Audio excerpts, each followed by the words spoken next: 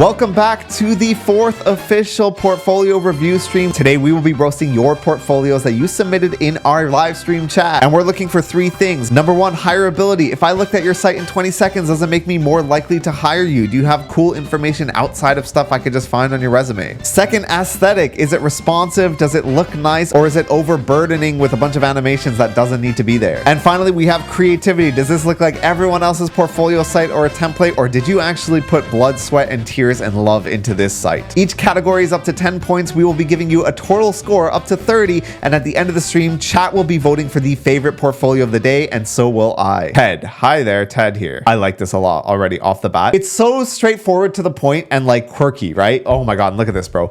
Resume download button and everything I need all in one easy to access place. Nice portfolio, bro. Ask the oh wait, the chatbot's more useful than that. I can ask the chatbot anything about you. Like, what is your expected salary range? Yo, you should just hook this up to ChatGPT and like just give it a prompt with all your information. Be sick. This is an insanely cool concept. I absolutely love this. We're so early into the stream and I already found like a banger of a portfolio. I feel like this is so intuitive, yet I haven't seen anyone ever do this before. It is like you've watched every single portfolio like live stream and then you like took all that information and just like made a portfolio out of it. Is Ted in chat? Ted, it's ChatGPT. I haven't trained in the salary data. Dude, are you like a long-time viewer? You took a bunch of tips from the previous stream. You started from live stream number 2, bro. There you go, boys. Watching the streams pays off. Ted, hireability, like I mean, this is a 9 out of 10. Aesthetic, I love it. Creativity, like also 9 out of 10. I think hireability actually this might be the first in hireability I think we've ever seen. I don't think we've ever had anyone that's had a 10 in hireability.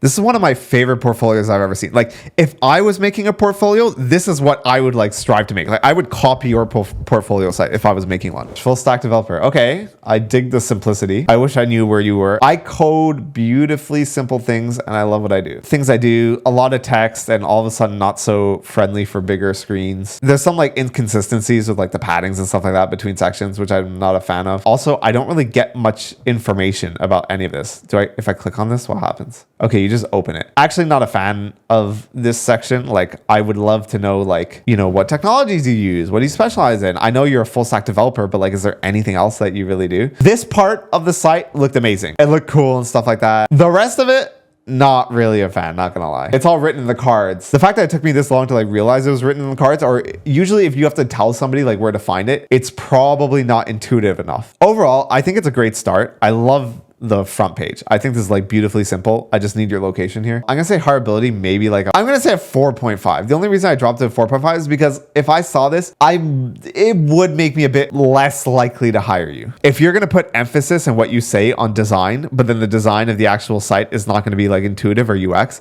I like docking points for it. I do have a bias for front end, but we've given people that have done like back end and like other types of developments high scores.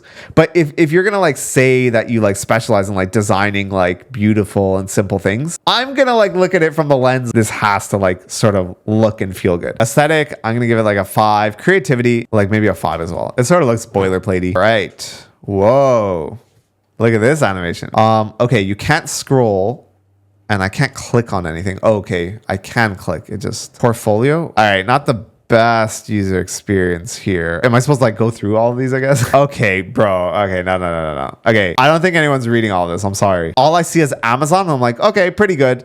And then skill set. Here's something that like I think not a lot of engineers think about, but if you tell me you know everything, I am going to be less likely to think that you are good at anything. If you tell me you can use like every technology under the hood, I'm going to be like, okay, this guy's a bit more of a generalist. We're hiring like a React engineer. We're hiring like a full stack engineer that's really good with Supabase or like MongoDB. If you say you know everything, it makes me like question what you actually specialize in, which I don't like. You can be a full stack engineer and still like specialize in certain technologies and like modern stuff and still be fine. It does look like you have a lot of experience. Your skill set says you're like a front-end engineer, a prompt engineer, a cloud engineer, like a back-end engineer, a UX designer. But the homepage says you're a UI UX practitioner. It's like literally the first thing we see. And then when I go to you have like a million projects. And then when I go to your career, you've worked at Amazon as an engineer, but also like a design technologist, which I don't know what that means. There's just a lot going on here. And if I were looking at this, like, I don't know, as a recruiter or as someone that's hiring an engineer, there's a lot of red flags here. In terms of aesthetic, it's probably like a 5. It's kind of hard to read. There's a lot of text everywhere. Hireability, I'm going to give it a 4.5 just because you have Amazon, which makes me like more likely to think you're legit, but then you call yourself everything and you say you know every technology, which makes it a lot harder to like believe that you are legit. In terms of creativity, I think it's like decently creative. I'm going to give you a 6 for creativity. Okay, what is going on? Click start. No way. This is like a Pokemon thing. Oh, no way. To quickly, okay, I feel like maybe that should be a disclaimer somewhere else. When I play RuneScape, when I play Pokemon, all my friends know I skip the lore. I just hold down space button to get past like all the fucking lore. This is sick. Okay, there's a bit of input lag. Like you won't be able to see it on stream. This guy remade like an 8-bit like Pokemon style like thing for his resume. Oh, dude. Have you checked out the hub? I feel like I want to actually play this. What's in here? I sort of like just want to explore it. I accidentally went back. Okay. I don't even think I know what kind of developer you are. What do you do? What do you actually do? This would be in terms of hireability. If you had somewhere where I could get this information without doing the game experience, it would be preferred. Like, I'm not saying cut the game experience. I'm saying just an alternative, right? An alternative, like down here, maybe some socials, maybe your name and your job title, and then have the whole experience, right? I don't want to have to like come back in and be like, oh fuck, what did he do again? Okay, hold on. Let me like go to the hub, like the projects hub. Hireability, it's really cool. It shows like you have a lot of passion, unironic passion for what you do. And wow, it makes me want to work with you because I feel like you put so much like heart and soul into the things that you do, and you really care about the user experience. I really like that. Like, I sort of wish I had like the ability to hire you. I'm gonna put it as an 8. The thing that will bring this up to like a 9 is just the ability to get all that information without having to go through the UI. Aesthetic, probably like a 9. Like, it's really fucking cool. And then creativity, of course, a 10. By the way, for everyone watching on YouTube, if you want the link to all these cool portfolio sites, you can find it in the description below. I have a spreadsheet where you can look at all the ratings and take inspiration from the greatest portfolios that we have gone over in the past couple of weeks. Oh, it's another VS Code one. We actually had someone that did a similar one with VS Code. Is this your actual VS Code theme? Was this like deep blue or something? Oh, can I actually search like experience? Okay, that's nice. I like that there's a search. Oh, there's more stuff up here. I didn't even realize it. Oh, this is kind of cool. Okay, this is pretty cool. Everyone really likes doing cool animation stuff with like tech frameworks. The tech stack. Even though I hate the deep blue VS Code theme, I'm not gonna hate on you for that. Everyone has their favorite VS Code themes. 8, 8, 9. This is nice.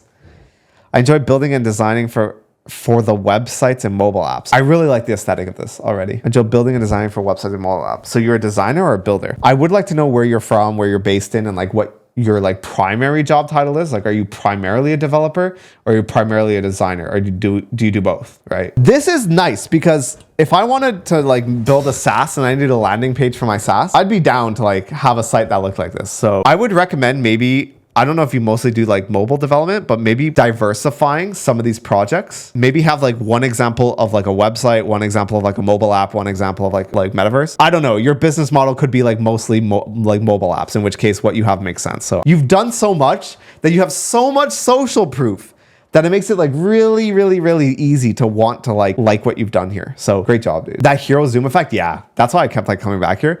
It's like so satisfying. I'm gonna say hireability, like, dude, this is great. Probably like a 9. Aesthetic, like also 9, and creativity, like a 9. And something not enough people do is you put the actual name of the technology below the technology. It's like such a simple thing, but it helps so much. And that's why I don't like technology lists that are in like all these like rotating, you know, like fucking things and stuff like that. What if I don't know what it is? Oh, the tail, ironically enough, the Tailwind CSS thing is broken. Okay, dude, I really love the aesthetic, like the simple aesthetic with like what font is this? I fucking love this font. DM Sans. That's a nice font, dude. Some small UI stuff, like maybe the paddings and stuff like that, feel a bit inconsistent. For someone that doesn't have like as much on the job experience, this is nice. Right off the bat for hireability. I wish it was like, this homepage, it feels disconnected from the rest of the site, right? You come here and then the homepage is gone. Also on the About Me, this is like the one place where you should 100% have links to all your stuff. So like maybe below here, like maybe have the icons and links to like your GitHub, your resume, blah, blah, blah. That being said, this is extremely creative and it's very aesthetically pleasing. Like the contact, yeah, the contact shouldn't be the only way to like get here. I'm gonna give hireability for this one like a 7. It's a bit hard. Aesthetic like a 9 and creativity like a 9 as well. Our finalists include Shoji, who has this really cool, clean, aesthetically pleasing portfolio site that almost feels like it's made from a SaaS. We have Brian, who literally remade Pokemon and you could walk around and live his life in Pokemon form. We have Ted, who somehow found the perfect UX for a resume in portfolio form. And finally, we have Hollow, who created a beautifully clean UI to display his skills. Votes are close. Votes are really close. This is crazy. Don't forget, not only will we have a stream favorite, but we will also have a streamer favorite. I don't think we have had a poll that is this close. 28%, 28%, 22%, 22%. I'm gonna close my eyes and click end poll. There we have it, boys. Our winner. Oh my God, wait, a tie in the last second? Did the stream really tie right at the last second? 31%, 31%. Okay, both of you guys will take it. You will both be winners. We have Hollow and Brian's. When it comes to the streamer favorite of the day, I'm gonna go ahead and give it to Ted. The reason is because if I was making a portfolio site, I would just like copy exactly what he did. And if you're watching on YouTube, don't forget to hit that subscribe and make sure you show up to a live stream if you want your portfolio reviewed. I'll see you guys in the next video.